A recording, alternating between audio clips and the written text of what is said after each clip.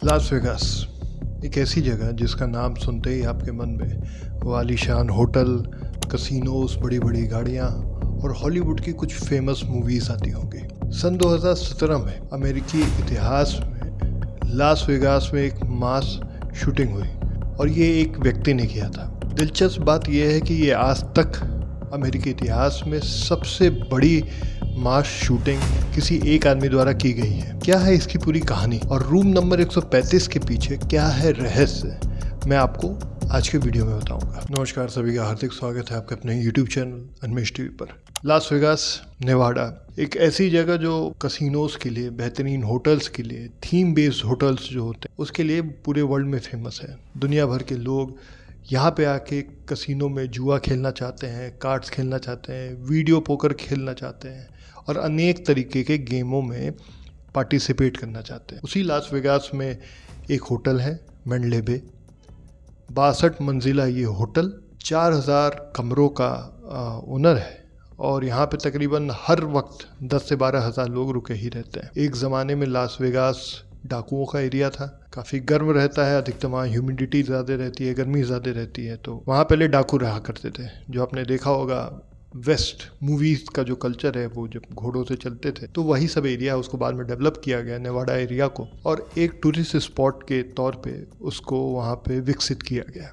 Las Vegas hotel industry, casino industry और entertainment industry के लिए फेमस है। अमूमन हम लोग ये सोचते हैं कि जैसे वहाँ के होटल्स काफ़ी महंगे होंगे, लेकिन ऐसा नहीं है। मेरे एक चाचा हैं, वो यूएस में गए थे, तो उन्होंने मुझे बताया कि as compare to New York city और बाकी जो रिहायशी इलाके हैं और फेमस जगह हैं न्यूयॉर्क की, उनके कंपैरिजन लास वेगास के होटल काफ़ी सस्ता है। अब उसके पीछे मार्केटिंग स्ट्रेटजी ये है कि होटल सस्ते होंगे तो लोग बैठेंगे, लोग आएंगे, वहाँ पे रहेंगे, तो जब वहाँ रहेंगे तो अगल बगल घूमने निकलेंगे, फिर कसिनो खेलेंगे, तो इनडायरेक्टली वो पैसा जो पूरा इकोसिस्टम में घूमेगा वो ओवरऑल टूरिज़्म इंडस्ट्री के लिए बेनिफिशियल रहेगा। आपको हॉलीवुड की एक मूवी बताता हूँ, ओशन 11। वैसे 3 मूवीज़ थी, ओशन 11, ओशन 12, ओशन 13।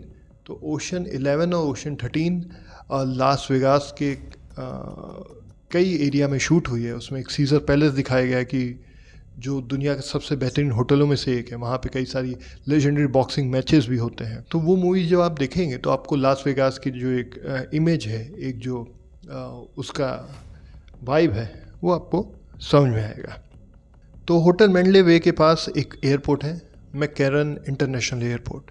ये बात आपको ध्यान में इसलिए रखनी है क्योंकि इससे जुड़ी हुई एक तथ्य मैं आपको वीडियो के बीच में, अंत में ज़रूर बताऊँगा, जो इस कहानी से रेलेवेंस रखता है। स्टीफन पेडॉक नाम का एक 64 वर्षीय वृद्ध जिसको गैम्बलिंग का शौक था, वो अमूमन लास वेगास के होटलों में आया करता था, वहाँ रुकता था। अच्छी खासी उसकी अर्निंग थी।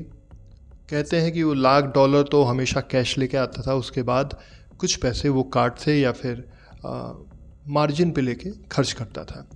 अच्छा, लास वेगास के होटलों की एक ये खूबी है कि अगर आप रेगुलर वहाँ पे विज़िट करते हैं, गैम्बलिंग करते हैं बड़ा अमाउंट से, तो कभी कभी आपको कॉम्प्लीमेंट्री वो रहने के लिए सूट दे देते हैं, बड़े बड़े होटल्स दे देते हैं, रूम जो होते हैं वो आपको प्रोवाइड करा दिए जाते हैं और वो पूरा फ्री ऑफ कॉस्ट होता है। तो स्टीफन पेडॉक जो था वो एक बिजनेसमैन था। वो चीज़ें एक जगह से परचेज़ करके उसको दूसरे दामों में, ऊँचे दामों में दूसरी जगह बेचता था। जो बात ध्यान में रखने वाली है कि वो बेंजामिन पेडॉक नाम के एक बैंक रॉबर का बेटा था। बेंजामिन पेडॉक FBI की टॉप मोस्ट वांटेड लिस्ट में 1969 से लेकर 1977 तक शामिल थे। अब जो स्टीफन पेडॉक था उसको वीडियो पोकर खेलने का बहुत शौक होता था। आजकल भारत में भी ऐसे कई प्लेटफॉर्म आए हैं जो ऑनलाइन रूले, डाइस डुएल और पोकर के लिए मोटिवेट करते हैं, पर मेरा तो मानना ये है कि इन सब चीज़ों से आप जितना दूर रहेंगे आपको फ़ायदा रहेगा। स्टीफन पेडॉक वीडियो पोकर खेलता था, कभी जीतता था, कभी हारता था, लेकिन अमूमन वो प्रॉफिट में ही रहता था। लेकिन पिछले 2 महीनों से काफ़ी लॉस हो गया था उसको। कहते हैं कि तकरीबन 80,000 यानी $80,000 का उसको नुकसान हो गया था। फिर भी वो पोकर खेलने आया और मैंडले बे में 25 सितंबर 2017 को एक रूम बुक कराता है, रूम नंबर 135। ये अमूमन उसी रूम में रुका करता था। जैसे कि मैंने आपको बताया कि अच्छे प्लेयर्स को, मतलब बड़े प्लेयर्स जो रेगुलरली आते हैं, उनको फ्री में ये सुविधाएं उपलब्ध कराई जाती हैं। तो पेडॉक चेक इन करता है, 64 साल का पेडॉक रूम नंबर 135 में मैंडले बे में 25 सितंबर 2017 को चेक इन करता है, अपना सामान ले आता है। 26 सितंबर यानी अगले ही दिन वो बेल बॉय जो होते हैं जो सामान नीचे से ऊपर कैरी करते हैं उनको बुलाता है और कहता है कि मेरा एक बड़ा कंसाइनमेंट आने वाला है, मतलब काफ़ी सारे बैग आने वाले हैं, तो आप लोग मेरे रूम पे उसको पहुंचा दिए। तकरीबन 18 बैग उस दिन आते हैं। अच्छा, मैंडले बे में एक चीज़ और है, 62 मंजिला ये होटल है, तो हर 10 मंजिल पे एक अलग लिफ्ट है। तो मेरे चाचा जब गए थे, वो जब वहाँ से जा रहे थे, तो उन्होंने देखा कि 13वें फ्लोर पे जहाँ पे रूम नंबर 135 था वहाँ पे लिफ्ट नहीं रुक रही थी। तो उन्होंने पूछा, लोगों ने बताया कि ऐसा ऐसा केस है। तो जब उन्होंने मुझको ये सारी चीज़ें बताई तो मैंने कहा इस पर वीडियो बनाया जाए, क्योंकि ये बड़ा दिलचस्प एक वाक़या है और इससे हमको बहुत कुछ मालूम भी पता चलेगा। तो स्टीफन पेडॉक 25 को चेक इन करता है, 26 को 18 बैग उसके में आते हैं रूम में। उन 18 बैग्स में किसी ने चेक तो किया नहीं, क्योंकि अमूमन कोई ये नहीं चेक करता कि आपके लगेज में क्या है, लेकिन वो 18 बैग में हथियार थे, अलग अलग तरीके के कारतूस, छोटी बड़ी गोलियां और अलग अलग मशीन गन, शॉटगन, राइफल और कई तरीके के गोला बारूद और बुलेट प्रूफ वेस्ट भी थे। अब वहाँ मैंडले बे में 1 अक्टूबर से लेकर 11 अक्टूबर 2017 के बीच में एक इवेंट होने वाला था, जहाँ पे बड़े नंबर में लोग आने वाले थे सेलिब्रेट करने के लिए। म्यूज़िकल इवेंट था। वहाँ के सिक्योरिटी गार्ड थे जिनका नाम था जीसस कम्पास। जीसस कम्पास एक बेहद तेज़ तर्रार और एक्सपीरियंस सिक्योरिटी हेड थे मैंडले बीच के, और वो वहाँ पे कई सालों से काम कर रहे थे। तो जब इतने बैग आए तो उनको कहीं शक हुआ, लेकिन उन्होंने कुछ किया नहीं। अब दिन आता है 1 अक्टूबर का। 1 अक्टूबर सवेरे आप मान के चलिए 10:05 पे पहली गोली की आवाज़ आती है। अब वहाँ 1 अक्टूबर को वहाँ फेस्टिवल भी होने वाला था, तो लोग जुटे थे, तो लोगों को लगा कि ये फायर वर्क है। 10:05 पे गोली की आवाज़ आती है और फिर ये आवाज़ बढ़ने लगती है, लगातार फायरिंग होती है। स्टीफन पेडॉक ने तकरीबन 1000 राउंड अकेले फायर किया था। अब देखने की बात यह है कि उन्होंने फायर कहाँ से किया। उनका जो सूट था, वहाँ से वो हॉल जहाँ पे लोग जमा थे, उसकी टोटल दूरी 490 यार्ड थी, तकरीबन 450 मीटर। तो पहले उन्होंने शीशे को तोड़ने के लिए हैमर निकाला, हथौड़ा, उससे अपने सूट के दोनों शीशों को तोड़ा।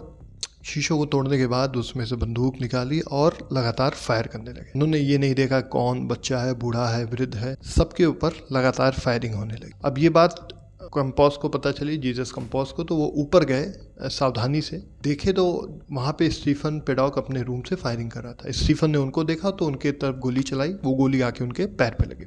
गोली पैर पे लगने के बावजूद जीसस कंपोस ने फायरिंग की ताकि स्टीफन पेडॉक बैकफुट पे जा सके।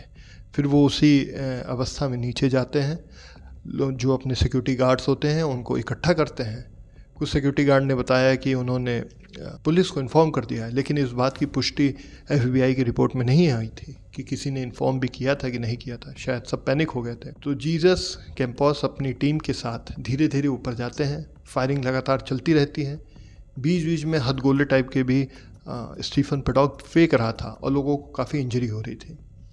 किसी के सर पे गोली लग रही थी, किसी के पैर पे। वो बड़ी बर्बरता से फायरिंग किया जा रहा था, उसे रोकने वाला भी कोई नहीं था।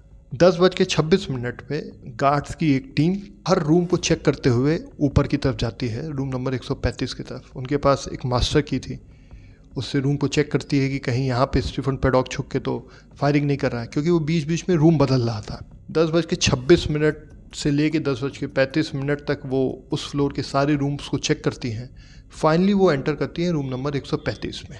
जब रूम नंबर 135 में वो एंटर करती हैं पूरी टीम, तो देखती है कि स्टीफन पेडॉक मृत हो चुका है, उसके सर पे गोली लगी है, उसका शरीर वहीं पड़ा है। टीम सारे जो कारतूस थे और बंदूकें थे उनको अपने अंडर करती है।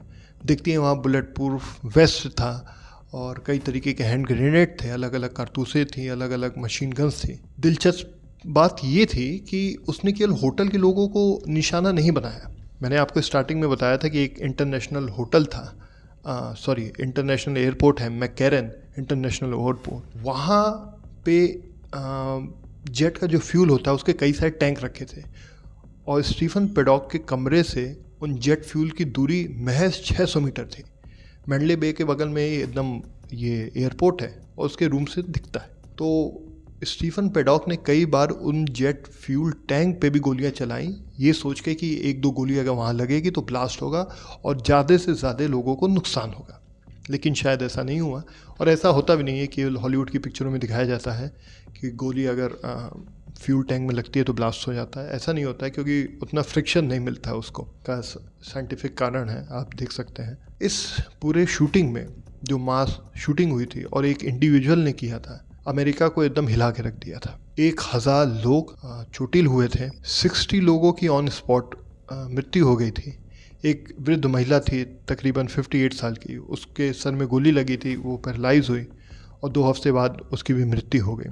जब FBI ने छानबीन की कि स्टीफन पेडॉक ने ऐसा क्यों किया तो कोई भी ठोस सबूत नहीं मिला। वो ना ही डेट में था और जितना भी डेट था, मतलब जितना भी उसने लोन लिया था, उधार लिया था कसिनो में हारने के बाद या किसी भी तरीके से, वो इस शूटिंग के पहले सारा चुका दिया था।